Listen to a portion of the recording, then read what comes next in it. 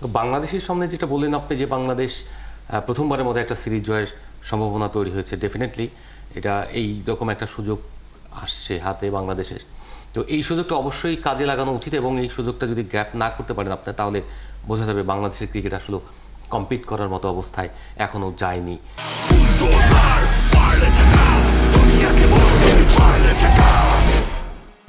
যে অবস্থায় আপনার পাকিস্তানকে ফেলে দিয়েছেন এই কন্ডিশন এমনিতে আমাদের ফেভারিট, আমাদের জন্য খুবই পজিটিভ একটা ভাইব দেয় রেজাল্টের দিক দিয়ে।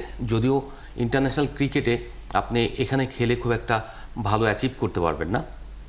আর যেটা বলছিলেন একটা রিপোর্টে আমরা দেখছিলাম এখানে, খালিদের রিপোর্ট, যেটা হচ্ছে যে এখানে পাকিস্তান কমপ্লেন করছে, ওনাদের কোচ যিনি রয়েছেন মাইক হেসন, তার কমপ্লেনটা হলো যে এখানে লো উইকেট হয়েছে, স্লো অ্যান্ড লো উইকেট। এই উইকেটটা আসলে আন্তর্জাতিক মানের নয়।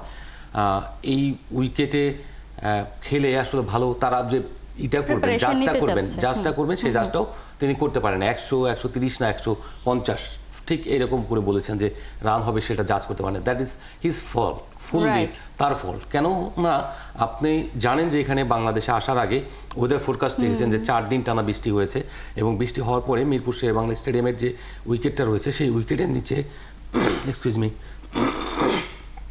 পানি জমে গেছে।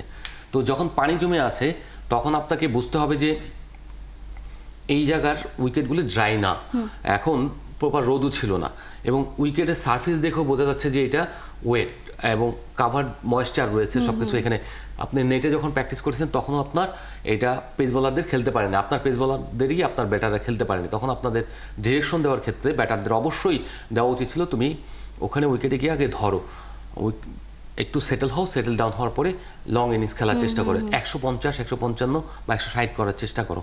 কিন্তু তিনি সেই ডিরেকশন না দিয়ে প্রথম থেকে অ্যাগ্রেসিভ ক্রিকেট খেলার জন্য যেটা নির্দেশনা দিয়েছেন সেই নির্দেশনা ফলো করতে গিয়ে ব্যাটাররা ওখানে গিয়েছেন স্লো, যখন বল ডেলিভারি আসছে তখন তারা কানেক্ট করছেন যে জোরে মারার জন্য, কিন্তু যখন স্লো বল আসে তখন যত জোরেই আপনি মারেন না কেন বর্ডার ক্রস করবে না। ক্রস না করার ফলে যেটা হয়েছে ক্যাচগুলো দেখবেন আপনার 6টাই কিন্তু 10টার মধ্যে 7টা কিন্তু ক্যাচ আউট হয়েছেন আর 3টা আপনি রান আউট হয়েছেন। তাহলে রান আউটের ফল্টগুলো আপনার 100% আপনার দোষটা বাংলাদেশের ক্রিকেটের উইকেটের নয়। আপনি যখন ক্যাচ আউট হয়েছেন এটাও আপনার ব্যাটারদের।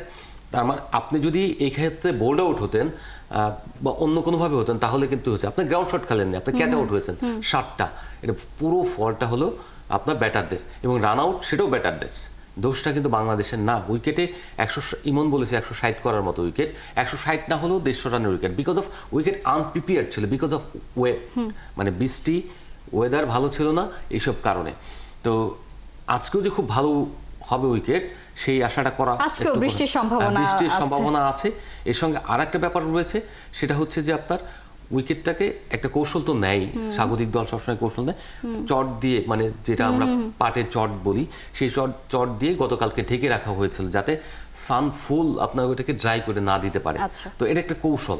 তো সেই ক্ষেত্রে মাইক হেসন বলি কিংবা তাদের টিম ম্যানেজমেন্ট যারা রয়েছেন তাদের উচিত হবে যে কন্ডিশন বুঝে খেলা, যেটা বাংলাদেশ কলম্বোতে প্রেমাদাসা স্টেডিয়ামে করেছে। ওখানে ছিল স্পিন উইকেট, ওই স্পিন উইকেট বানিয়ে তারা কিন্তু তারাই ধরা খেয়েছে, বাংলাদেশ কিন্তু ধরা খায় না, বাংলাদেশ ঠিক ম্যানেজ করে ফেলেছে।